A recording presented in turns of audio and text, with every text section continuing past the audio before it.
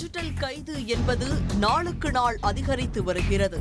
படித்தவர்கள் முதல் படிக்காதவர்கள் வரை அனைவரும் பாதிக்கப்பட்டு வருகின்றனர்.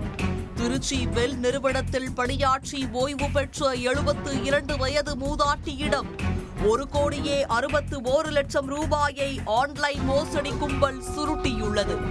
மோசடி நடந்தது எப்படி?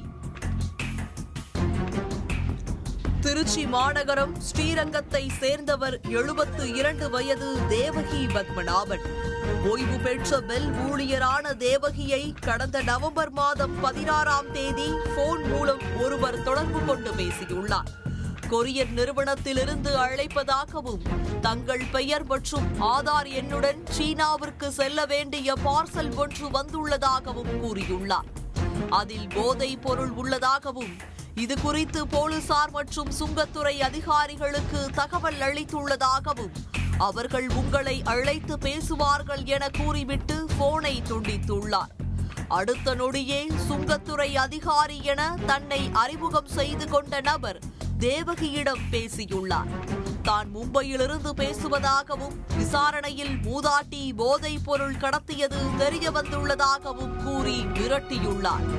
பயந்து போனவர் தான் அப்படி ஏதும் செய்யவில்லை என்றும் தனக்கும் அந்த பார்சலுக்கும் எந்த தொடர்பும் இல்லை என்றும் கூறியுள்ளார். ஆனால் விடாமல் அந்த மூதாட்டியிடம் பேசிய கும்பல் ஒரு கட்டத்தில் உச்சநீதிமன்றத்தில் பெரும் தொகை ஒன்றை அபராதமாக கட்டினால் கைதிலிருந்து தப்பிக்கலாம் என்று தெரிவித்துள்ளனர். இதையடுத்து கைதுக்கு பயந்த மூதாட்டி பணத்தை கட்ட சம்மதித்துள்ளார். தாங்கள் கூறும் வங்கிக் கணக்கில் பணத்தை அனுப்புமாறு கூறியுள்ளனர். இதையடுத்து பல்வேறு பரிமாற்றங்கள் மூலம் 1,61,00,000 ரூபாயை மோசடி கும்பலுக்கு மூதாட்டி அனுப்பி வைத்துள்ளார். அதன் பிறகு அவர்கள் போனை துண்டித்துவிட்டு தப்பியுள்ளனர். இதுகுறித்து அவர் உறவினர்களிடம் கூறியபோதுதான் அது மோசடி என்பது தெரிய வந்துள்ளது. தான் ஏமாற்றப்பட்டதை உணர்ந்த தேவகி திருச்சி மாநகர சைபர் கிரைம் போலீசாரிடம் புகார் அளித்துள்ளார். புகாரின் அடிப்படையில் சைபர் கிரைம் போலீசார் விசாரணை செய்து வருகின்றனர்.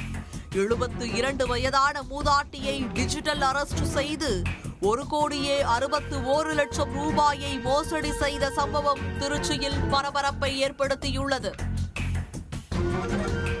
உடனுக்குடன் செய்திகளை தெரிந்து கொள்ள சன் நியூஸ் பெல் ஐகானை கிளிக் பண்ணுங்க.